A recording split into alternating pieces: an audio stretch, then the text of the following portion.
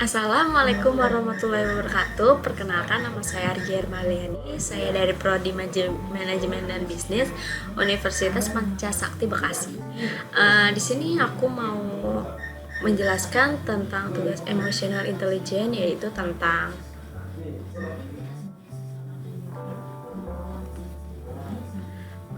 yaitu emotional intelligence atau kecerdasan emosi. Pengertiannya menurut Subianto 2015 adalah kemampuan seseorang dalam mengenali diri sendiri serta orang lain, memotivasi diri, mengelola emosi baik pada diri sendiri ataupun hubungannya dengan orang lain, memiliki rasa empati terhadap orang lain, serta membangun keterampilan dan komunikasi dengan orang lain. Kecerdasan emosional menuntut seseorang belajar mengakui dan menghargai perasaan pada dirinya dan orang lain untuk menanggapi dengan tepat, menerapkan dengan efektif informasi dan energi serta emosi dalam kehidupan sehari-hari. Galeman 2009 mendefinisikan bahwa kecerdasan emosi adalah suatu kemampuan seseorang yang di dalamnya terdiri dari berbagai kemampuan untuk dapat memotivasi diri sendiri, bertahan menghadapi frustasi, mengendalikan dorongan hati, tidak berlebih-lebihan, kesenangan maupun kesusahan, mampu mengatur reactive needs, menjaga agar bebas stres, tidak melumpuhkan kemampuan berpikir dan kemampuan untuk berempati pada orang lain, serta adanya prinsip berusaha sambil berdoa. Galeman juga menambahkan kecerdasan emosional merupakan sisi lain dari kecerdasan kognitif yang berperan dalam aktivitas manusia yang meliputi kesadaran diri dan kendali dorongan hati, ketekunan semangat dan motivasi diri serta empati dan kecakapan sosial. Kecerdasan emosional lebih ditujukan kepada upaya mengenali, memahami, dan mewujudkan emosi dalam porsi yang tepat, dan upaya untuk mengelola emosi agar terkendali dan dapat memanfaatkan untuk memecahkan masalah kehidupan, terutama yang terkait dengan hubungan antar manusia. 5 komponen dari emotional intelligence dalam dunia kerja, yaitu 1. Self-awareness atau kemampuan untuk menyadari dan memahami arti dari emosi diri sendiri. 2.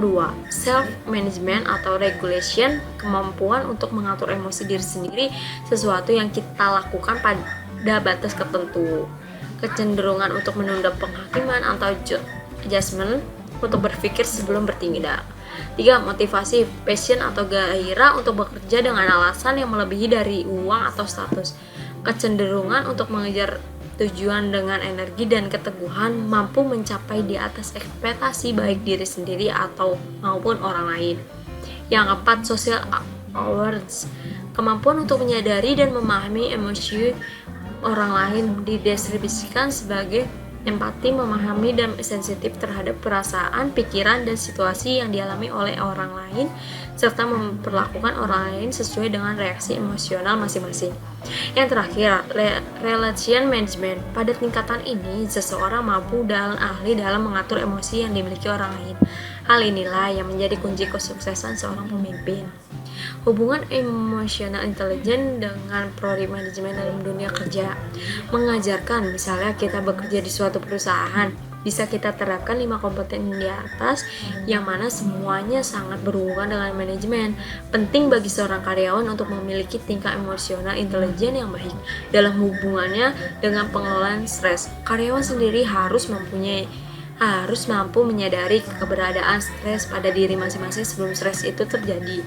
Untuk menghindari dampak negatif hal tersebut, baik pekerja maupun pemberi kerja harus mampu mengaplikasikan strategi stress management, yaitu menghilangkan stressor atau penyebab stres, pergi atau menjauhi orang yang kurang baik, mengubah persepsi diri terhadap stres, melakukan kontrol terhadap akibat dari stres, mendapatkan dukungan sosial atau lingkungan.